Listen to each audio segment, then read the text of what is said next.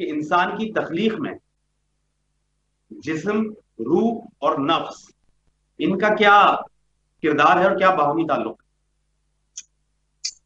اعوذ باللہ من الشیطان الرجیم، بسم اللہ الرحمن الرحیم۔ سب سے پہلے تو جو ہم ذکر ہر دن کی ابتدا کرتے ہیں اس پہ امام زمانہ علیہ السلام کو ہدیہ پیش کرتے ہیں تاکہ امام زمانہ علیہ السلام کے در کی فیوز و برکات اور عنایات بھی ہمارے اس ذکر میں شامل ہو سکیں۔ دوسری بات، جسم، نفس اور روح، اس کے حوالے سے ماڈرن سائنسز میں بھی نظریات موجود ہیں، اور اسلامی نظریہ جو کہ بہت ویلڈ ہے وہ بھی الحمدللہ موجود ہے، اور اس کے متعلق یقیناً گفتگو کی جائے گی۔ روح کی حقیقت کے حوالے سے مختلف دور میں مختلف انکشافات ہوئے، مختلف نظریات پیش کیے گئے، مگر اس کے حوالے سے جو ملا صدر الدین شیرازی نے کانسیپٹ پیش کیا انسان کی روح کے بارے میں، سول کے بارے میں، وہ ایک ایسی چیز ہے جس کے بارے میں سمجھتا ہوں کہ آج اس دور میں ہمیں بہت غور و فکر کی ضرورت ہے کہ کتنے بہترین انداز میں انہوں نے اس کیفیت کو بیان کیا ہے۔ وہ یہ کہتے ہیں کہ انسان کی روح کو ایکسپلین کرتے ہوئے، یعنی سول کو ایکسپلین کرتے ہوئے کہتے ہیں کہ جیسے کائنات میں ہمیں چیز میں ایک حرکت محسوس ہوتی ہے جو کہ ظاہری بھی ہوتی ہے، یعنی اپیرنٹ موومنٹ بھی ہوتی ہے، اور ایک باطنی بھی موومنٹ ہوتی ہے جس کو ہم انٹرنل موومنٹ کہتے ہیں۔ وہ کہتے ہیں کہ اسی طریقے سے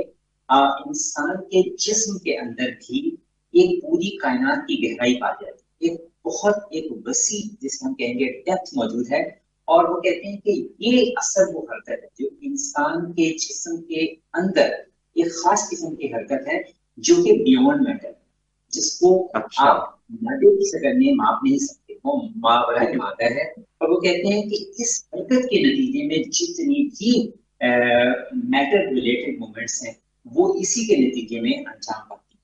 اور وہ یہ کہتی ہیں کہ روح کی جو حرکت ہے انسان کے جسم کے اندر، وہ کہتی ہے کہ اللہ نے انسان کے جسم کے اندر یہ کیپیسٹی رکھی ہے کہ اس کے اندر ایک تو میٹر ہے جس کو فزیکلی ڈیفائن کر سکتے ہیں انسان کے باڈی پارٹس، مگر اس کے اندر بھی ایک ایسی کیفیت ہے جو کہ بیونڈ میٹر، یعنی وہ یہ کہتے ہیں کہ مادہ کے اندر یہ کیفیت موجود ہے، یعنی میٹر کے اندر یہ پراپرٹی کے موجود ہے کہ وہ اپنے اندر ایک ایسی کیفیت کو موجود رکھ سکتا ہے جو کہ مادہ سے ماورا ہے، یعنی اس کو آپ فزیکل لاس میں آپ فائنڈ آؤٹ نہیں کر سکتے۔ اور وہ یہ کہتے ہیں کہ روح جو ہے وہ اصل میں ایک میٹر ایولیوشن کی ایک ایسی سٹیج ہے جو کہ یہ سمجھیں کہ اس کی ایک فائنل خوبصورت پروڈکٹ ہے، ٹھیک ہے۔ اور وہ یہ کہتے ہیں کہ اس کی تو مختلف آرگومنٹس بھی بیان کیے گئے ہیں کہ کیوں یہ کہا جا رہا ہے کہ انسان کے وجود کے اندر یہ پوری کائنات سمائی ہوئی ہے جس کے ذریعے وہ اس پوری کائنات سے کنیکٹ ہوا ہے جو کہ اصل میں اس کی روح ہے۔ اس کے بارے میں جو آرگومنٹ دیتے ہیں وہ یہ ہے کہ انسان کے اندر جو یہ سیلف اویئرنس کہ وہ اپنی ذات کو پہچانتا ہے، خود آگاہی، وہ کہتے ہیں کہ انسان کی خود آگاہی ہونا بذات خود اس بات کی دلیل ہے کہ کسی بھی انسان کو اس کے بارے میں کوئی آرگومنٹ کرنے کی ضرورت نہیں کہ وہ اپنے بارے میں جانتا ہے، اپنے بارے میں بہترین جانتا ہے۔ وہ کہتے ہیں کہ اس چیز کو آپ میٹر فارم میں یعنی مادہ کی فارم میں آپ اس کو میجر نہیں کر سکتے، مگر ہر انسان اس بات کا کنوینسڈ ہے کہ وہ اپنے بارے میں دوسرے سے بہتر جانتا ہے، خود آگاہی۔ اور اگر دیکھیں تو دین اسلام میں بھی تو یہی ہے نا کہ جس نے اپنے آپ کو پہچان لیا اس نے اپنے رب کو پہچان لیا۔ تو یہ کہتے ہیں کہ یہ جو سیلف اویئرنس ہے انسان کے اندر جو خود آگاہی ہے، یہ بذات خود اس بات کی گواہی ہے کہ انسان کے اس جسمانی مادے کے اندر انسان کا جسم جو ایک مادہ کی کیفیت رکھتا ہے، اس کے اندر ایک ماورائے مادہ یعنی بیونڈ میٹر اس کے اندر پراپرٹیز موجود ہیں۔ وہ اب یہ بات کی یہ جو انسان کی جو خود آگاہی ہے، جو انسان کی سیلف اویئرنس ہے، یہ میٹر ہے یعنی یہ مادی کیفیت رکھتی ہے یا یہ نان میٹر ہے، اس کے بارے میں بھی دو دلیلیں ہیں جو اس بات کو دلیل رکھتے ہیں کہ انسان کے اندر جو یہ سیلف اویئرنس ہے یہ میٹر بیس یعنی یہ مادے پر بیس ہے۔ وہ یہ کہتی ہیں کہ اس کی مثال ایسے ہے کہ جیسے ایک نہر،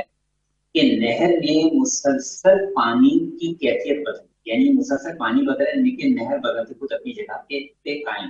تو وہ نہر کی جو پراپرٹی ہے وہ مسلسل چینج ہو رہی ہے، اس کی بیس پہ وہ کہتے ہیں کہ انسان کا جسم کے اندر روح بھی ایسی ہے کہ وہ مسلسل وہ اپنی کیفیت کو چینج کر رہی ہے لیکن اس کے اندر جو میٹر ہے وہ کانسٹنٹ ہے۔ دوسری چیز وہ یہ کہتے ہیں کہ اس جو یہ کہتے ہیں کہ یہ